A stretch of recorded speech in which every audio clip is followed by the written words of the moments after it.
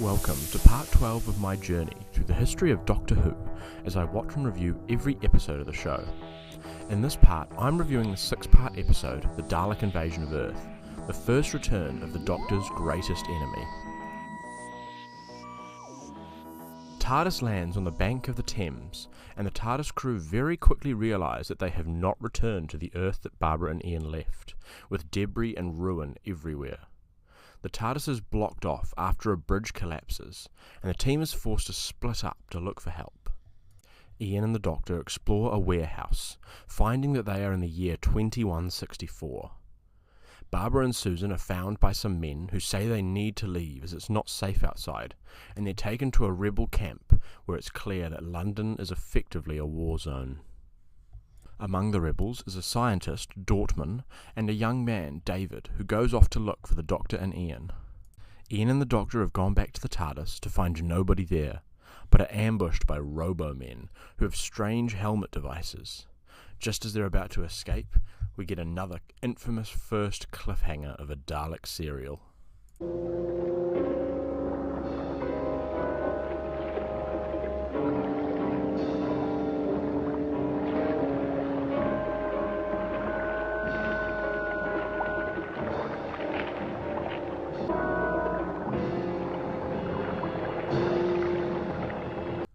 Ian and the Doctor are taken to a spaceship, which is where the Daleks convert people into robo-men to be used as slave manpower.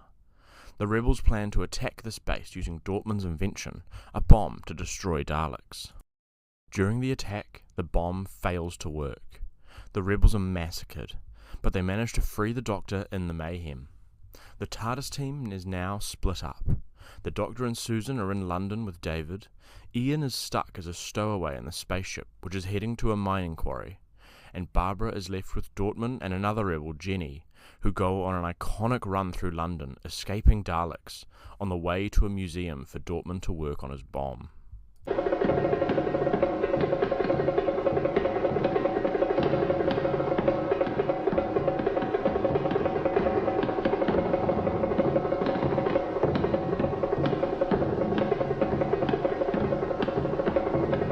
After Dortmund sacrifices himself to test his new bomb, which ends up being entirely futile,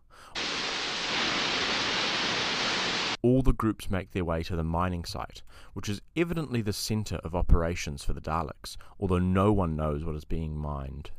During this time, Susan starts to get attached to David, and we see their relationship progress through the serial.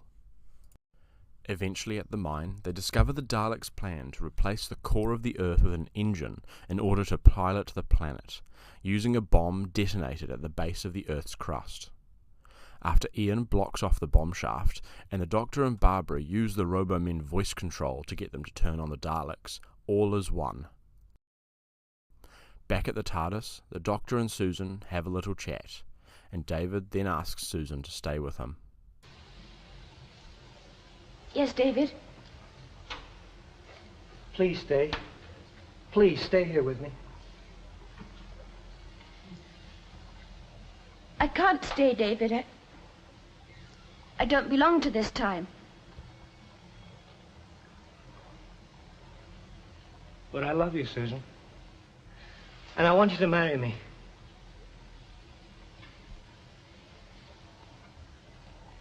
You see, David,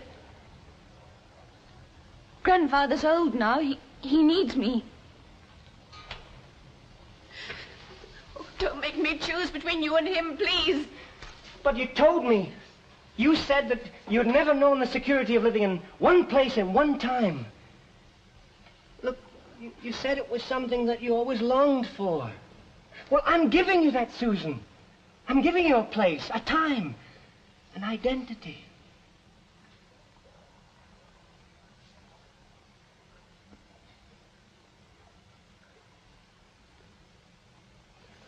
No, David. Oh.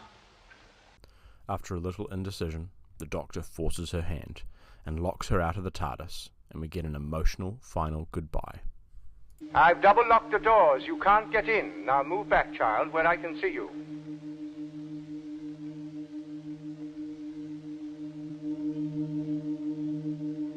During all the years I've been taking care of you, You in return have been taking care of me.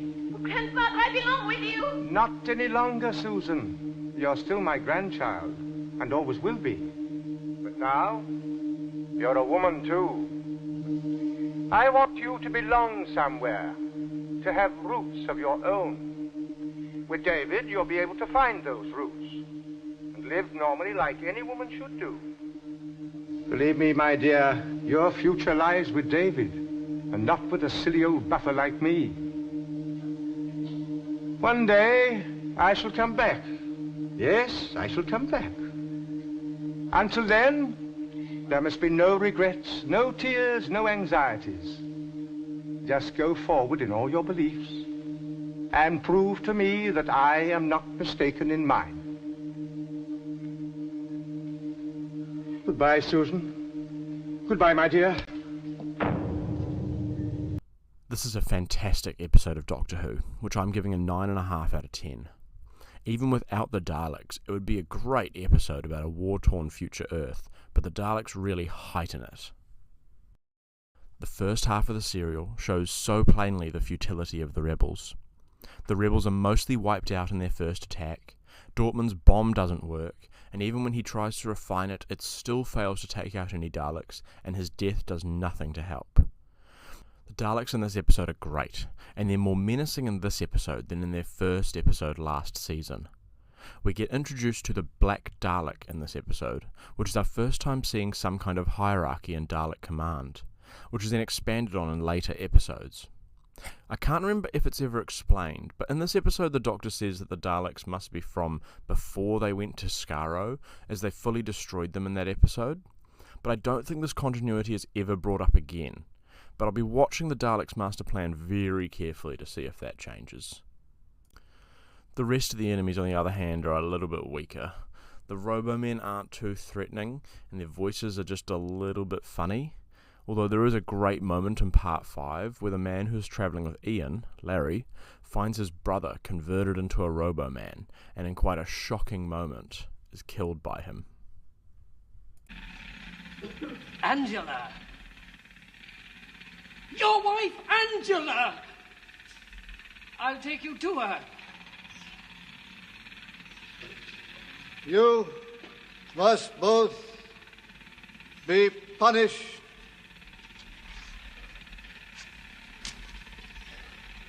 It's no good. Larry.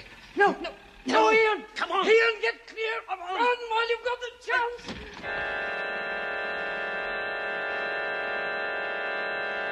Run, Ian.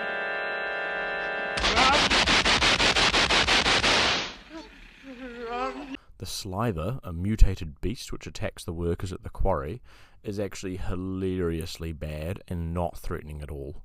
It's so bad that I actually forgot this part of the episode existed and was genuinely surprised that it was there on rewatch. The Doctor, Ian and Barbara all have good moments, but Susan really gets to shine in her last episode. I consider this the final part of her arc, which began in the Sensorites in Season 1. She has some lovely moments with the Doctor and David, and is clearly torn between her love for the two of them. When I first watched this episode a couple years ago, I thought their relationship was rushed and shoehorned in. But now I realise that binge-watching 6 episodes of the classic series in 2 hours is a bad move, and watching it slower helps immensely when these episodes were written to be watched 1 week apart. This time, when I watched it, I realised that her need of a place to belong, coupled with David, and the idea of rebuilding society is exactly what she wanted and drew her to David. She only needed the Doctor to prompt her to realise that. It can mean a new start. New start. Rebuilding a planet from the very beginning. It's a wonderful idea. The final moment of the serial is by far the highlight, and one of the most emotional moments in the show's history. Over the course of the episode, the Doctor realises that Susan should stay with David. Her hesitancy when David asks her to stay is because she's worried about the Doctor, and the Doctor, knowing she would never willingly leave him, makes that decision for her. I love the way this episode ends. It's also very emotional, but doesn't get as much attention as other emotional companion exits, mainly because people put more focus on the Doctor's speech than what happens afterwards.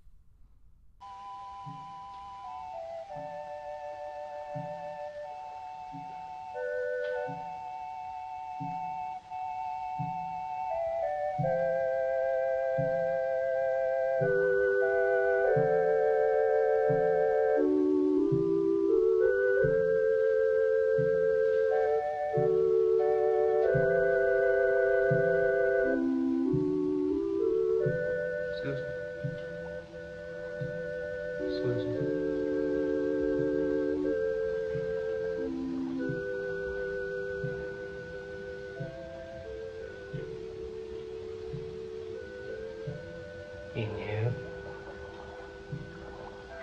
He knew you could never leave him.